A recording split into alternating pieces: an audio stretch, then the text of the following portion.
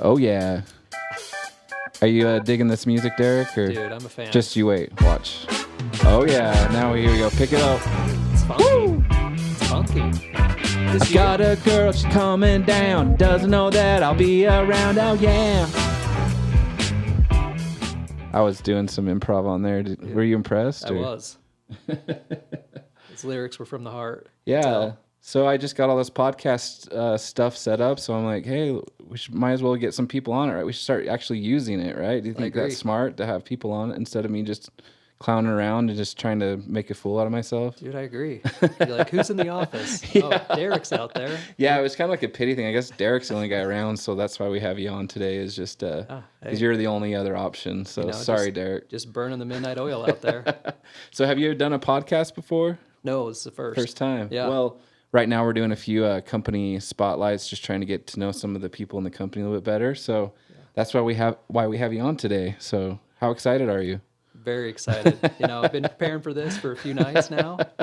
No, this is a cool setup, man. Yeah, yeah. Eventually we'll have an actual legit podcast room. Right now it's kind of ghetto because it's in my office, but like I think in this camera you can see the whiteboard, and eventually we'll have like a tiger and like shag carpet and like neon lights and just try to get it all like swagged up. So but well, it's cool to see like the beginnings, right? Yeah, the very beginning stages. Yep. So well, cool. Let's have you go into your background story. Like, how did you get into basically the sales industry? Like, maybe you can take us back to the Atlas days. How you met Clint.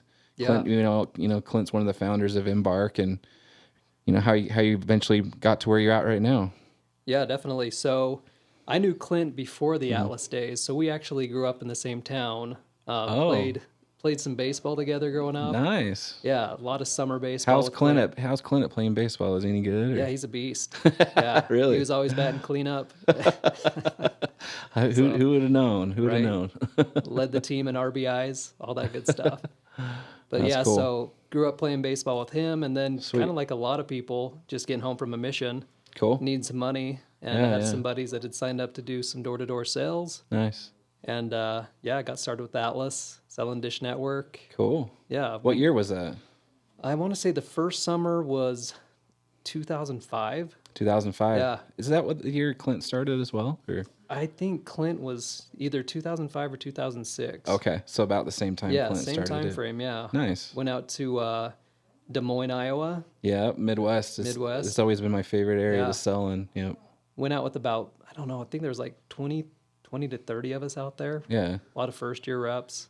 So what was your first summer like? Like, what was that experience like, going out and just knocking door, doing summer sales? Like, how did it go? Like, how did you like it? It was good. Yeah. Like, yeah. I mean, it's hard to know what to expect, like when it's your first summer. Yeah. But I mean, it was good. You get all these promises made. Right. You're gonna make $50,000 in a. Oh, if you don't make 50 grand, then something's wrong with you. Just, yeah. All the training or all the recruiting tactics they had back, like they probably still use now. Yeah.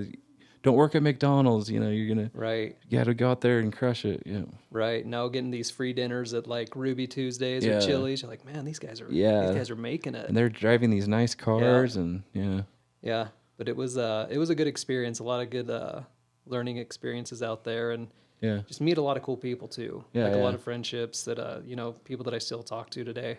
That's awesome. It was a lot of fun. So how many summers did you do with Atlas? So as many as they are around for. So I started in 2005. Okay. And then I think, was it 08 or 07 or 08? Yeah, I think 07 is when they kind of went different directions. Yeah, that's a different story for a different time. But so I was with them until I couldn't be with them anymore, right? Okay. And then, spent most of the time, like one summer in Des Moines, one summer in Indiana. Okay. And Nebraska. So what kept bringing you back to doing summer after summer? Was it just the money, or what? Like, what was driving you to come back every summer? It was fun. It was challenging. Okay. So I mean, after the first summer, I just kind of left. Like, man, I want to do more. Okay. Like, I kind of felt like I left some. I didn't put everything on the table. Yeah, a little bit of some like things you felt like you could have done better. Yeah. And so that second summer, I just remember like getting out there early, had a good crew with me. Yeah. And it was a lot of fun, a lot of growth. Yeah. you kind of build. We were talking about this earlier with Dan Van Sweden, but you kind of build like a brotherhood, like a culture where it's like almost like you're a frat, like a bunch of your friends, and you're all working hard. You're all in it together. It's like it's a different ball game when you have like a group of guys that you can bond with instead of just being a lone wolf. And right. There's just something about having a strong culture and bond with all your buddies. It's fun. It's like, I mean, yeah, you work hard and you put in all the grit grind through the summer, but those times when you come home and you're just like having fun with your friends and just like being idiots. Yeah, no, absolutely. It's funny you say that because it's hard. Like it's not easy. Yeah. But I found myself like most of the time, those are the stories that I'm talking about. Yeah. Like in hindsight, you look back and it's like, those were awesome. Yeah. Like, those so times many were memories. so much fun. Yeah. I could probably sit here for hours talking about different memories and funny experiences and crazy stories that you only have experience through doing summer cells. But yeah. Absolutely. Is there any experiences or anything that stands out that you can remember from a summer? Either a funny experience or something that you learned that was like that helped you throughout life, or anything that you can resonate on? Man, there's a ton. Nothing's coming to mind like right off the top of my head. Yeah. But just I think one of the things that it taught me was just to kind of stay the course. Like Yeah. I know in the summer gig, like the months, August is a tough month, especially. Oh yeah, when it's super hot. Because you've been and there like, for so long. I've already made good money. And, right. Yeah. And you want to go home. Yeah. Salvage what's left of the summer. Yeah. So just being able to stay out and finish a summer. And just like one of the coolest feelings is like I'm from Logan, and like when you go into Logan, you kind of come through a canyon. And you pull in and you get to see the whole valley. And I just remember after every summer driving home after working hard and like pulling into the valley and just being like, so glad I did that. Yeah. Nothing feels better knowing that you gave it your all and you came home with no regrets. And just feeling that feeling of accomplishment. Like I did something hard that a lot of people can't do. And like you said, like those things that you learn over the summer, just grinding day in, day out, getting rejected, like it's like such a mental game. It's not only is it physically exhausting sometimes cells, but the mental game of getting rejected, like obviously like, there's some reps that their closing ratio is higher, but most of the time I don't get one yes until I get 10 to 15 no's. Right. And so keeping yourself mentally like, okay, I just had 15 people say no, get out of here. But then when you finally get that one, it's like, who cares about those other 15 people? Like just that like victory of getting it's just so many life experiences and things that you could take with you doing summer cells. So right. No. Yeah. I remember a good one of my buddies, he kind of broke his days up in like just different segments. Yeah. So he would knock 2 hours, kind of rest for 10 minutes, get back to it and kind of and that helped me out because it was just like, all right, for this 2 hours, I'm going to go and try and make this many contacts. Yeah. And just every no, you're that much closer to a yes. Yeah. So just keep going after it. Do you feel like those lessons you learn on the doors helps you even today of what you're doing now? Yeah, I do. Yeah. Like, because right now, I mean, you're still in sales, right? What are you doing right now? You're doing inside sales, right? Yeah, I kind of have my hand in a couple of different things. Okay. A lot of doing some sales for inbound calls, like inbound leads, as well as we just picked up Verizon. So we're selling their 5G home internet. Yeah, I love it. And so we have a few markets that we have exclusivity in. Yeah, that's awesome. awesome. So just like involved in recruiting, training, and going out and doing sales again. Yeah. Yeah. And so are those things that you've learned, in past summers, does that still resonate today? Like, does that still help you, get through the day and be successful?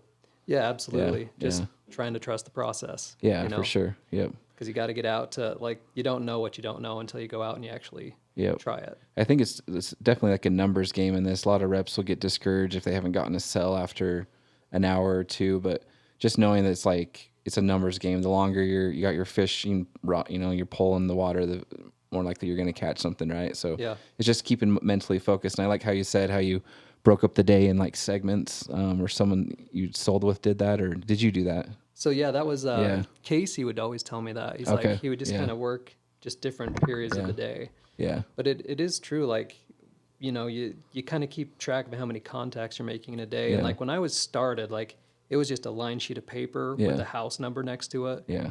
And like a check mark or a NI for not interested, or like it wasn't a money sign, but like a circle if you get the sale. You can kind of track your closing ratio. Yeah. Like it starts off like maybe 1 in every 20 people. Yep. But like as you keep at it, like you start to see it's like, I'm only having to talk to like 15 people before I get a deal. I like that. Then it gets to 10, and then it's like I know if I go and talk to 20 people, there's 5 sales. Yeah, it's like your batting average in baseball. We were talking about baseball. It's like what's your closing average, or what's your how many sales does it take before you, or how many contacts does it take before you get that one sell? Right. And when you actually go maybe like a week or two, you start to figure out, okay, if I'm going to make like 5 sales today, I got to talk to X amount of people. Until I do, like I can't expect to hit this certain number, right? And so Right. I'm sure with the leads that you get, you're like, okay, for me to hit 3, I got to talk to X amount of people, and it kind of keeps you motivated in the game because you're like, I can't get down on myself because I know that I haven't talked to this many contacts yet. So how can I expect to hit my goal when I've only talked to like 10 people, right? Right. And so it's just grinding it out, putting in the hours. I'm really impressed with you because you're one of the first people here in the office. Seems like every day, like I pull up and I'm like, oh, there's his Jeep, and it's just like it looks like you have a lot of work ethic because you're here early, you usually leave late. And how has that helped you? I mean, do you feel like that putting in the hours has been a difference compared to guys that aren't doing that? Or Yeah, I mean, I love being here. Yeah. To be honest, like it's a fun place to work. Yeah. A lot of great guys. Like I love working with you, Dan, Yeah. and just everybody that's involved with it. So it's fun to show up to work. Yeah. And I took 10 years, well, like 15 years away from like this industry. Okay. And I'm glad to be back. Yeah. Like you always think, you know what I mean? Like the grass You is missed greener it. somewhere else. Yeah. But like it's just a cool culture. Yeah. And it's fun to come in every day. So have you worked in other jobs where the culture wasn't where like compared to like what we have here? And like how does that make a difference for you when the culture's not? Well, I mean, it's just like I'm not saying like was in bad cultures, but like I look forward to coming into work. Okay. And like working with you guys. Yeah, It's been a lot of fun. Mm-hmm. Yeah, like I talked to Dan about this before, that culture in a company is huge because when you come in, you're like you were saying, you're actually excited, something you look forward to. Nothing's worse than doing a job where it's like a drudgery. You're like, oh, I have to come in and like work with these guys that like, I don't have anything in common. There's nothing. We don't have like the same goals, and it's just like putting up with people. When you come in and actually have a fun work environment, and you're all having the same common goals, and you're all trying to accomplish the same thing, and it's like a brotherhood. And I think a lot of guys out, doing summer sales, or just sales in general, the people you work with, it's more than just like a coworker. It's actually so important to have like a bond or a love, like, because that's what keeps people in the company, and that's what keeps people like working harder to make the company grow and make other people successful. Because if you don't have that love or that bond, it's hard to really have that culture that builds the company and makes you a better person, right? No, I agree. Yeah. And I feel like everybody here wants everybody to succeed. Yeah. So it's like not a competition like internally. Yeah. Like everybody's really helpful. Yeah. And I know like yourself and Clint and Dan, like you guys are willing to do whatever it takes to have people succeed. Yeah, whatever for sure. that looks like, Yeah, exactly. And so it's a really cool environment to be in. And I'm just happy to be here, man. Like it's really cool. Yeah, when Clint told me you're coming back, I'm like, sweet, another Atlas guy. Yeah, that's awesome. When I saw you at the door-to-door con and I saw that hoodie, I'm like, dude. Yeah, at the door-to-door con, I had an old Atlas hoodie that a bunch of old Atlas dogs were there, and they're like, I can't believe you wore that. Like, it just brings back all these Dude, I was jealous. memories. I was like, I wish I had some of my gear still. It didn't even fit me. I was like a belly. It was like a belly hoodie where... No, dude, it looked good. I was actually at a concert a few years ago, and I saw an Atlas T-shirt. Oh, did you? Yeah, and it was one of... do you remember Adam Ulrich? Yeah. He sold with Clint. Yeah. It was him, dude. It was He cool. had one on. Yeah, anytime I see an Atlas shirt, I'm like, definitely know that guy. Yeah, love it. Sweet. Well, as far as we've been talking a little bit about daily rituals. Is there thing that you do during the day that keeps your mind and yourself motivated and focused on things you want to accomplish for that day? Maybe things that you do in the morning or throughout the day to keep all your goals in line? Yeah, mornings for me are big. Okay. Really, like 5-6 years ago, I started to like get up a few hours before like coming into work. Oh, did you? Making sure like got to the gym. Yeah. Like tried to read something, whether it was like of spiritual nature or something like business related or just improvement related. Okay. And then just spend some time doing that, trying to get the right mindset before I, come to work and try and see where I can, be helpful. That's awesome. contribute. Have you noticed that the days that you don't do those, because eventually, sometimes we're not going to always keep to all our daily rituals. Sometimes we mess up or just get lazy one day. But can you see a difference in the days that you don't do those things? Like, For sure. I how think does it affect you? I try not to let it affect me because Yeah. I mean, all you can do is your best for that Yeah, day. So yeah, like yeah. some days are different than Yeah, others. yeah. But it's noticeable for Yeah. sure. When Yeah. you skip and you're lazy and you don't. Yeah. Yeah. It's just kind of like when you sales, like you have those days, but Yeah. try not to get down and just do better the next day. Yeah. Even me, like, like this past about a week or two ago, I was out in Houston and I just signed up with this fitness instructor guy that gives me workouts and a meal plan and stuff. So I'm trying to lose weight for this race I have coming up. But I noticed too, like on the doors, like if I did my workout in the morning and I was eating right, I just had more confidence in myself, and that resonated to like people I talked to, and I felt like I was more successful on the doors based on what I did that morning. Right. So I think when we get out of the those habits, those daily rituals, if we like get lazy or complacent, it throws off the whole day for me at least anyway. Yeah. So I think we can take away from that is like any time that you're out having a slump, you can always look back on the morning. Well, at least I crushed my morning, right? Right. Like, Yeah. like I accomplished a lot. I hit my goals in the morning. I might not be having a lot of success right now on the doors, but knowing that I'm giving it my all and I crushed my morning, that gives me confidence that I can grind and do anything, So, Right. No, I yeah. agree. It just kind of sets you up for Yeah. the rest of the day. Yeah, for sure. That's all. So do you have a gym membership that you go like when you're out knocking in different areas that you So can go most to, of the time or- I'll find a hotel that has like a gym. Okay. So that's you can do a filter on hotels.com where it will show hotels that have gyms. So that's what I Nice. usually look for. And if they don't, then I try to find like a local YMC or something like that. But yeah, it's huge. Like, cause it's so tempting, like, especially when you're in a hotel room and you're just like tired from the previous day and you're just like, there's no one, I don't have to go into work early. I'm just going to sleep until like 11 or 12. And then that's when you feel like crap. Like when you Right. do that and then you're just sluggish getting out on the doors and you're just like, I'm just going to get my 1 or 2 today and then go back, and just, Right. it just sets up the whole day and it puts that fire in you knowing that you crushed your morning. Now you're going to crush the rest of the day, So Yeah. Well, you kill it Yeah. every time you go out. Like, what is Yeah. what's your routine from like, so you're working out before and then what time are you out the door? And Yeah, so it's funny when I first started with Clint. I'm usually in the office about 3 weeks out of the month, and then 1 week I go out and sell. So at the beginning, I started in November, so it started getting dark. Like in November and December, it actually gets dark around 5 p.m.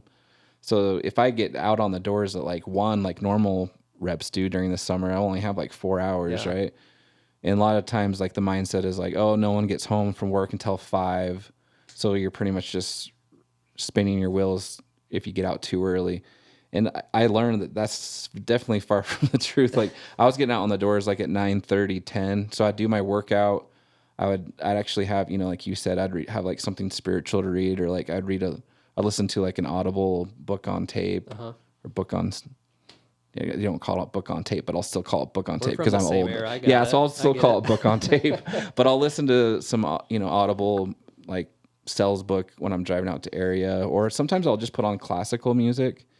There's something about classical music when I'm driving, like if I'm like nervous for that day, because anytime I start a new area, like I'm not gonna lie, I get nervous, I get jitters. Like it's starting anything new, sometimes you don't know what to expect. If the area's gonna be good, if you're gonna be successful, you flew out, spent like $1,000 on, like traveling. You're out there, you're Yeah. away from your family, and you're like, what happens if I don't sell? Like I just wasted all this money Right. and time. So I still get the jitters, and so I'll listen to classical, just something maybe spiritual. Like sometimes there's this guy I listen to named Aaron Abke. He has all these like spiritual, like Buddha, Yeah. Buddhism, like insights and Yeah, stuff. I'm into it. Yeah, yeah. And I just listen to that and it just calms my mind. And then when I'm actually out on the doors, like, I'm like, you know what? I love these people. Like, cause I'm like full of this like love after like listening to like something spiritual, Yeah. So yeah, typically I'll do my workout, I'll listen to something that motivates me or sets my mind at ease. And then I'll notice when I'm out on the doors, like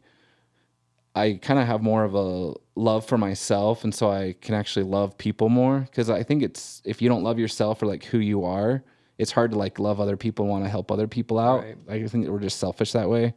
So I think if you can set yourself up where you're like, you have a love toward yourself, you have confidence, that just helps you open up your heart more, because you're not thinking of them, oh, they're just some person that I'm just trying to get to sell. You're actually like, I'm looking at this person as someone I'm trying to serve and like offer them something that's going to benefit their life, instead of like, oh, they're an obstacle where if they don't say yes, I'm not going to pay my bills. There's like a huge difference. So, and then I know at the end of the day, like if I have 5 and there's still like 2 hours of sunlight, but I could just go home and watch TV and just relax for the rest of the night. Like nothing makes me feel worse when I end early, like when I knew I could have worked like another 2 hours and grinded. Even if I got like 5 or 6 that day and I still had 2 hours, if I come home early, I just feel like trash. Like, yeah. So just knowing like I gave it my all, even if I get only like 1 or 2, that's fine if I know that I gave it my all that whole day, right? There's something like satisfying knowing that it doesn't matter if you succeed or fail, but knowing you gave it your all, that just makes all the difference in the world. But and then typically as soon as I get home, I'm like spent. I did all best I could for that day, and then I'll just relax and watch a movie and be lazy and be selfish. Like that's my time to unwind and get my mind off of work. I think there's gotta be a fine balance between work and other things that you want to do in life. So I know, and that's the nice thing is I love what you said about service. That's huge. You come from a different place. Like if you're out there really trying to help people, like it comes through when you're talking to them. Yeah, for sure. They'll listen, and that's gold right there, man. Yeah, for sure. Really like that. Nothing's worse. I mean, everyone's been with a sales rep where they're like, you can tell they don't care about you. They're just doing whatever they can to make you buy it. Yeah. And you're like, dude, I can tell you could care less like about if this helps me or not. Like I'm done with you, like, so it's a huge difference. Well, awesome. Well, I'm super excited to have you on the podcast and get to know a little bit of background of you, Derek. And we're super excited to have you with Embark, and look forward to the future. Dude, so excited to be here. Yeah. This is fun. Thanks, man. Yeah, no problem. Appreciate it.